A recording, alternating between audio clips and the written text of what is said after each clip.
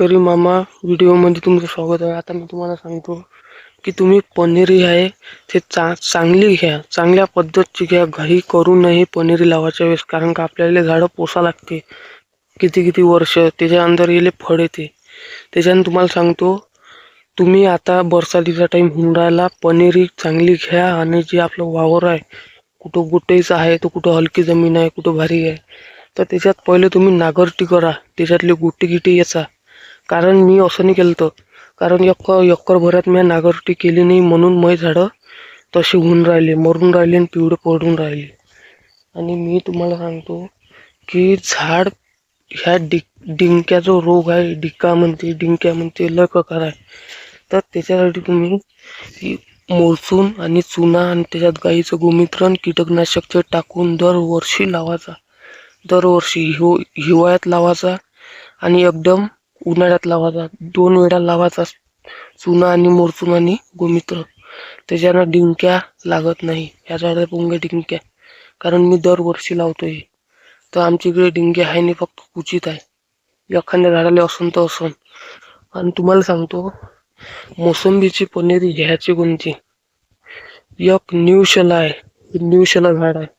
कारण का न्यू शला झाडाला माल भई लागते, माल असा लदलद लागते. पण एवढं आहे का माल झाड पैसे काढूनच मरते ते.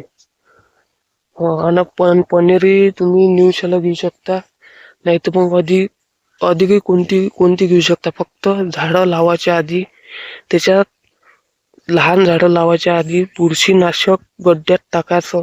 कारण बुरशीनाशक जर नाही टाकलं तर झाड जे अंदरून जे बुरशी आहे, जे जमिनीत राहते बुरशी, किंवा तुम्ही पहिले संत्रा झाडं उपडून जर मोसंबी लावाल तर जे हे पोंगे हे झाड याला पुरी बुरशी लागली. आता गड्डा करू नाही शकत, कारण का खाली काय बोललो. त्याच्यानं तुम्हाला सांगतो, पहिले नांगरटी करा वावर, गोटे याचा सप्पा करा आणि मग गड्डे करा. तर त्याच्यात बुरशीनाशक लय प्रकारचा आहे, तुम्ही कोणतंही चांगल्या कंडिशनचं घेऊ शकता आणि ते गड्ड्यात टाकू शकता. आणि पनीरी चांगली घ्यायची, कारण झाड आपल्याला पोसा लागते. हे पाहून घ्या, हे माल पाहून घ्या. आणि हे जे पिवळे पानं पडले आहे, हे झाड सांगते आपल्याला की झाडात ताकद राहिली नाही आहे. कारण त्याचे जे अन्न नलिका आहे, हे वरत जाते, हे बुडापासून याच्यात पोषण आहे नाही. कारण याच्या अंदर जे आहे, याच्या अंदरच्या मुळ्या सोडून राहिल्या आहे, म्हणून हे झाड हे सांगते की मुळ्या याच्या सोडल्या म्हणून.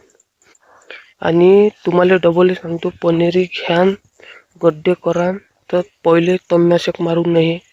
कारण तणनाशक मारान तुम्ही तर थेस माती बुडात जाईन आणि झाड तिथंच तुमचं वाईन जाईल. त्याच्यानं तणनाशक नका मारता.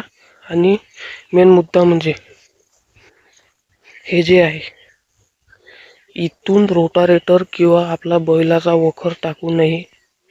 कारण बैलाचा वखर टाकला तर मुळ्या तुटते. आणि रोटारेटर तुम्ही मारायचं नाही बुडात, कारण मोसंबीच्या ज्या मुळ्या राहते त्या राहते वरत, त्याच्यानं मुळ्या तुटते. आणि हे झाड आहे, झाडापासून इथून रोटारेटर न्यायचं, नाही तर कोणी इथून नेते रोटारेटर, इथून नेण्याची गलती करू नये. नाही तर तुमचं झाड असं गणलं आणि मुळ्या त्याच्यात तुटल. आणि ह्या झाडाची कंडिशन सांगतो, ह्याही झाडाला पहिले आम्ही रोटारेटर बुडापासून नेऊ, कारण याचा तण निघून जाते व आणि वखरानं निघून जाते पुरं, रोटारेटरनं निघते. त्याच्यानं बुडातून रोटारेटर टाकू नये बस. आणि दरवर्षी तुम्ही मोरसून आणि चुना, त्याच्यात गोमित्र कीटकनाशक टाकू शकता, नाही तर मग प्रोफेस सुपर टाकू शकता. साऱ्यात भारी औषध आहे. नाही तर मग डिंक्या लागण्याचे चान्सेस आहे तुमच्याकडे. डिंक्या लागला तर मग डिंक्याचा इलाज आहे नाही, कारण डिंक्याचा इलाज आहे पण तो तात्पुरताच आहे. तर हे झाड पहा, निरोगी झाड आहे. आणि जे वरतून जे कटिंग करता, तर तुम्ही कटिंग केल्यानंतर फवारा मारत नाही, फवारा मारत जा. कारण कटिंग केल्यानंतर झाडाला इथून असं दुख होते, ते दुख असं व्हायलं, इथून कापलं काही हे काळीपुरी वाईन जाते. म्हणून सांगतो, की कटिंग झाडाची केली तर वरतून फवारा मारणे आहे अर्जन. इकून फवारा मारणे, इकून कटई करणे झाडाची, तिकून फवारा मारणे. कारण ओलं ओलं आहे, हिरवं आहे तर ते झुंबून जाते. आणि दिवसाचा फवारा मारू नये, कारण तुम्ही दुपारून 4 वाजतावरून फवारा मारा मोसंबीले, नाही तर उन्हीच्यानं तुमचा फवारा झोंबणार नाही आणि झाडावरही परिणाम होईल. हो. आणि पनेरी आहे, पनेरी न्यू शेलो चांगली आहे, पण न्यू शेलाची चांगली सोय करावी लागते. कारण न्यू शेला जे आहे ते आपली पनेरी चांगली आहे. न्यू शेला तुम्ही कुठूनही घेऊ शकता, नाही तर मग अदर कोणती तुमच्या पसंतीची पनेरी लावा तर चांगली लावा. नाही तर मग घेतली कोणती पनेरी लावली याच्यात काही अर्थ नाही आहे. आता तुम्हाला सांगतो, इथून रोटारेटर न्यायचं नाही. डबलही सांगून राहिलो, टिबलही सांगतो, रोटारेटर न्यायचं नाही मोसंबीच्या बुडातून. मुळ्यानं तुटते, झाड गलंटे आणि झाडात ताकद राहत नाही. आणि दुसरी गोष्ट जी आहे, तुम्ही मोसंबीला शेणखत टाका. शेणखत मुरलेलं टाका, एकदम असं मातीसारखं मुरलेलं खत, की असा हातानं गडा असा फुटला पाहिजे ते खत टाका. 100% परिणाम होईल.